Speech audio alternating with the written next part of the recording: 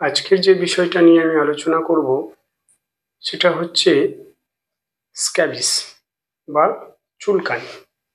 Scabies বা চুলকানি, এই স্ক্যাবিস বা চুলকানি এটা সাধারণত ধুলো, ময়লা, ডাস্ট এবং আক্রান্ত শিশু বা আক্রান্ত লোকের সংস্পর্শে থাকলে তার থেকে জার্ম অন্যজনের ইনফেক্টেড করে থাকে। ধরুন একটা শিশু সার্কোপস্টেস স্ক্যাবাই নামক প্যারাসাইটে আক্রান্ত হয়েছে এবং তার হাত ধরে আরেকটা বাচ্চা টেনে নিয়ে যাচ্ছে, বা স্কুল গোয়িং চিলড্রেন যারা স্কুলে যাচ্ছে, স্কুলে একজনের হয়েছে, তার হাত ধরে ও টেনে নিয়ে যাচ্ছে, তার গায়ে হাতে হাত দিচ্ছে এবং তার গায়ে যে ছোট ছোট ফুসকুড়ি ফোসকার মতো হয়েছে তার মধ্যে এই যে এসকাবাইয়ের জীবাণু লেগে গিয়ে তার শরীরে প্রবেশ করলো এবং সে ইনফেক্টেড হয়ে গেল এবং ধুলো ময়লা ঘাঁটছে, তার থেকেও ইনফেক্টেড হচ্ছে।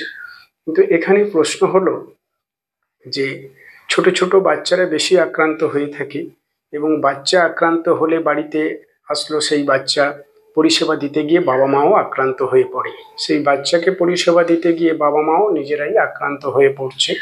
দেখা যাচ্ছে বাচ্চাদের ক্ষেত্রে হয় কি, ঠিক আঙুলের এই যে ফাঁকগুলো আছে না, এই ফাঁকের মধ্যে ছোট ছোট ফুসকুড়ি, গায়ের মধ্যে এবং পেটের মধ্যে, কুঁচকিতে, ছেলেদের স্কোটামে এবং পেটে, হাতের মধ্যে, হাতের ভাঁজে, হাতের এই সব জায়গাগুলোতে, বিশেষ করে ভাঁজের মধ্যে প্রচুর পরিমাণে ছোট ছোট ফুসকুড়ি দেখা যায় এবং ফুসকুড়ির ভিতরে জল থাকে এবং গরম লাগলে অসহ্য চুলকাতে থাকে। যত গরম বেশি পড়বে তত ওই স্ক্যাবিসের জার্মগুলো বাইতে থাকে, তখন মিসমিস মিসমিস করে চুলকাতে থাকে, চুলকাতে প্রচুর প্রচুর চুলকাচ্ছে, বাচ্চা বলতে থাকছে প্রচুর চুলকাচ্ছে, চুলকে চুলকে ছিঁড়ে ফেলছে যেন, এরকম প্রবলেম দেখা দেয়।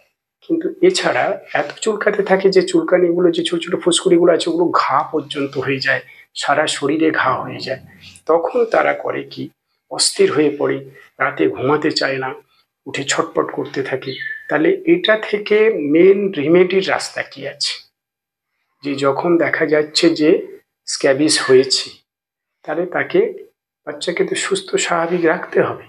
তাকে সুস্থ স্বাভাবিক রাখতে গেলে তাকে বাজার প্রচলিত বিভিন্ন অ্যান্টিহিস্টামাইন সিরাপ আছে, সেগুলো খাওয়াতে হবে। বাচ্চার এজ এবং ওয়েট জেনে শুনে খাওয়াতে হবে। বাজার প্রচলিত বেশ কিছু লোশন আছে, সেগুলো নিয়ে আপনার গলার নিচ থেকে সারা শরীর ভালো করে মাখিয়ে দিতে হবে এবং এটা যদি কন্টিনিউ পরপর 1 সপ্তাহ ব্যবহার করা যায়, তাহলে ওই স্ক্যাবিসের জার্মগুলো আস্তে আস্তে নষ্ট হয়ে যাবে বা মারা যাবে।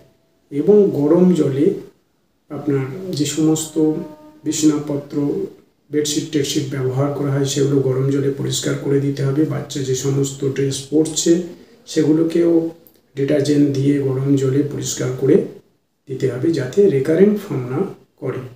এবং স্ক্যাবিস হচ্ছে কি, যদি জার্ম কোনো জায়গায় লেগে থাকে সে আবার রেকারেন্ট ফর্ম করবে।